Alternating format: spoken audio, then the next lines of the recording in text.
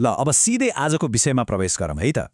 बजारमा अहिले धमाधम आइपिओहरू आइराखेका छन् अनि धेरैको एउटै गुनासो सुनिन्छ, आइपिओ त पर्दैन। तर आज जुन कम्पनीको हामी विश्लेषण गर्दैछौँ नि, त्यसले यो निराशा अलिकति भए पनि कम गर्न सक्छ। आज हाम्रो मुख्य उद्देश्य भनेको कालङ्गा हाइड्रो लिमिटेडको आइपिओलाई एकदमै वस्तुगत आधारमा कुनै बायस नराखिकन चिरफार गर्नु हो। यो कम्पनी कस्तो छ, भित्र के भइराखेको छ भन्ने कुरा सिधै फ्याक्ट्स र डेटाको आधारमा बुझ्ने प्रयास गरौँ।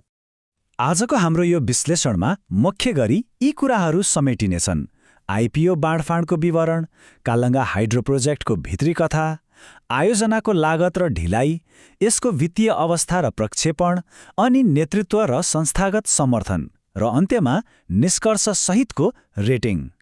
खण्ड 1, आइपिओ बाँडफाँडको विवरण। कालङ्गा हाइड्रोले जेठ 8 गतेदेखि जेठ 13 गतेसम्म ठूलो सङ्ख्यामा सेयर खुला गर्दैछ। कम्पनीको कुल जारी पुँजी 1 अरब 40 करोड रुपैयाँ छ। यसको 35% सेयर चाहिँ सर्वसाधारण र अन्य वर्गका लागि छुटाइएको छ। अब यो 35% कसरी बाँडिएको छ त? 10% आयोजना प्रभावित स्थानीयका लागि गइसक्यो, जुन अहिले लकिन अवधिमा छ। बाँकी मध्ये 10% वैदेशिक रोजगारीमा रहेका नेपालीलाई, 5% म्युचुअल फन्डलाई र 3% कर्मचारीलाई सुरक्षित गरिएको छ। त्यसपछि बाँकी रहेको 25% सेयर मात्र अहिले सिधै सर्वसाधारणका लागि आउँदैछ। सर्वसाधारणको भागमा परेको 25% भनेको ठ्याक्कै 28,70,000 किता सेयर हुन आउँछ। अब नेपालको नियमअनुसार न्यूनतम 10 किताका दरले बाँड्दा करिब 2,87,000 जना आवेदकले सेयर पाउने पक्का-पक्की जस्तै छ। यो भनेको निकै ठूलो सङ्ख्या हो नि। त्यसैले आइपिओ नै पर्दैन भन्ने गुनासो हुनेहरूका लागि यो एउटा राम्रो अवसर हुन सक्छ, किनकि यहाँ सेयर पर्ने सम्भावना एकदमै उच्च छ। खण्ड 2, कालिङ्गा हाइड्रो प्रोजेक्टको भित्री कथा। अब यो कम्पनीको अलिकति ब्याकग्राउन्ड र अहिलेको अपरेसनल स्ट्याटसतिर लागौँ। हेर्नुहोस्, यो कम्पनी रातारात खडा भएको पक्कै होइन। विक्रम सम्वत 2064 सालमै यो एउटा प्राइभेट कम्पनीको रूपमा दर्ता भइसकेको थियो। लामो तयारीपछि 2078मा यसलाई पब्लिक कम्पनीमा लगियो। अनि सबैभन्दा राम्रो कुरा के छ भने यो प्रोजेक्ट कागजमा मात्र सीमित छैन। 2079 सालदेखि नै यसले व्यावसायिक रूपमा बिजुली निकालेर बेच्न थालिसकेको छ। निर्माण भइरहेका भन्दा यसरी सञ्चालनमै आइसकेका प्रोजेक्टहरूमा लगानी गर्नु अलि बढी सुरक्षित र भरपर्दो मानिन्छ। यसमा अर्को एउटा एकदमै रोचक भौगोलिक पाटो पनि छ। कम्पनीको मुख्य कार्यालय ललितपुरको धोबीघाटमा दर्ता छ, तर मुख्य आयोजना अर्थात् कालङ्गा गाड हाइड्रो पावर प्रोजेक्ट सुदूरपश्चिम प्रदेशको बझाङ जिल्लामा छ। यसले हाम्रो हाइड्रो पावर सेक्टरमा आइरहेको एउटा ठूलो शिफ्टलाई देखाउँछ। पहिले प्रायजसो हाइड्रो प्रोजेक्टहरू पूर्वी भेगमा मात्रै केन्द्रित हुन्थे, तर अहिले पश्चिम र सुदूरपश्चिमका यस्ता ठूला प्रोजेक्टहरू पनि निर्माण सम्पन्न भएर पुँजी बजारमा आउन थालेका छन्। समग्र बजारको विकास र सन्तुलनका लागि यो एकदमै पोजिटिभ कुरा हो। खण्ड 3, आयोजनाको लागत र ढिलाइ। अब अलिकति गम्भीर कुरा गरौँ, किनकि वित्तीय विश्लेषणमा लागतको कुरा अत्यन्तै क्रुसियल हुन्छ। कालिङ्गा गाड हाइड्रो पावर प्रोजेक्टको कुल जडित क्षमता 15.33 मेगावाट छ। यो भनेको एउटा मध्यम आकारको आयोजना हो, जुन आफैमा नराम्रो होइन। तर यो क्षमताको आधारमा यसको कस्ट अर्थात् लागत कति पर्न गयो त? अब आउने विश्लेषणको लागि यो 15.33 को फिगर चाहिँ दिमागमा राखिराखौँ है। अघिको 15.33 मेगावाटका लागि कुल लागत 4 अर्ब 34 करोड रुपैयाँ पुगेको छ। यसलाई हिसाब गरेर हेर्ने हो भने प्रति मेगावाट लागत 28 करोड 30 लाख रुपैयाँ भन्दा बढी पर्न जान्छ।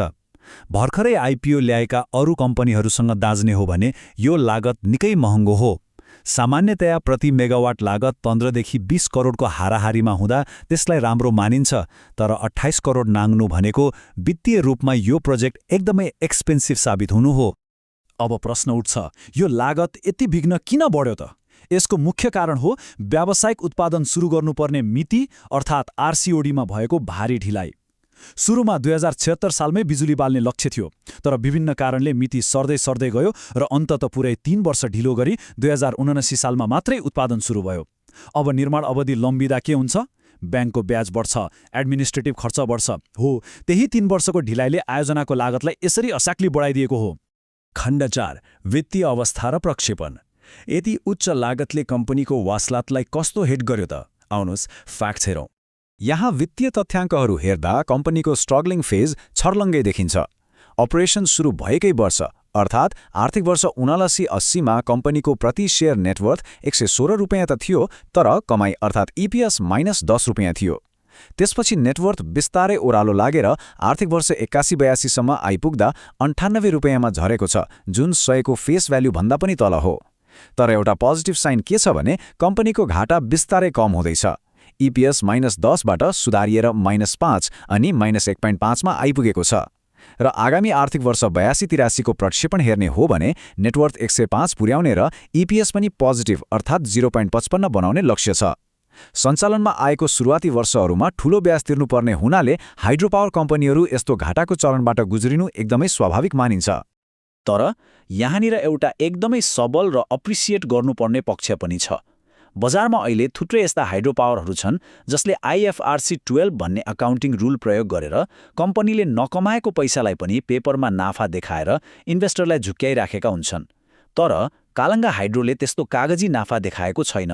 घाटा नै भए पनि एकदमै पारदर्शी र रियल डेटा प्रेजेन्ट गरेको छ। यसले कम्पनीको म्यानेजमेन्ट कति इमान्दार र ट्रान्सपरेन्ट छ भन्ने कुराको बलियो प्रमाण दिन्छ। खण्ड 5 नेतृत्व र संस्थागत समर्थन। अब यो कम्पनीको स्टेरिङ कसको हातमा छ त?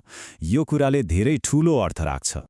कम्पनीको बोर्ड एकदमै अनुभवी र डाइभर्स ब्याकग्राउन्ड भएका विज्ञहरू मिलेर बनेको छ। अध्यक्षमा खगेश्वर बोहरा हुनुहुन्छ, जोसँग हाइड्रो पावर सेक्टरको निकै लामो अनुभव छ। उहाँ bull hydro power, Sanigad hydro power जस्ता प्रोजेक्टहरूसँग पनि जोडिनु भएको छ।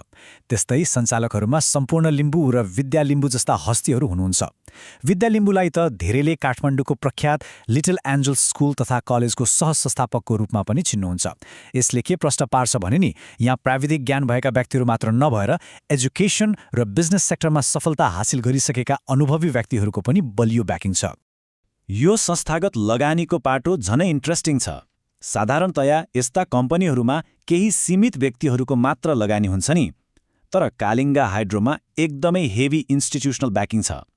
शिवशङ्कर हाइड्रो इन्भेस्टमेन्टले 23%, जलञ्जली इन्भेस्टमेन्टले 20%, वरुण इन्भेस्टमेन्टले 11% होल्ड गरेका छन् भने कालिङ्गागाड ऊर्जा विकास र शुभलक्ष्मी हाइड्रोको पनि राम्रो हिस्सा छ। यसरी धेरैवटा संस्थाहरूले यो कम्पनीमा पैसा हाल्नु भनेको हामी जस्ता रिटेल लगानीकर्ताहरूका लागि एउटा ठूलो ट्रस्ट सिग्नल हो। ठूला संस्थाहरूले अन्धाधुन्ध पैसा हाल्दैनन्, उनीहरूले रिस्क र रिटर्नको राम्रो हिसाब किताब गरेका हुन्छन्। सानिमा क्यापिटल मार्फत आइरहेको यो IPOबाट कम्पनीले कुल 49 करोड रुपियाँ उठाउँदैछ।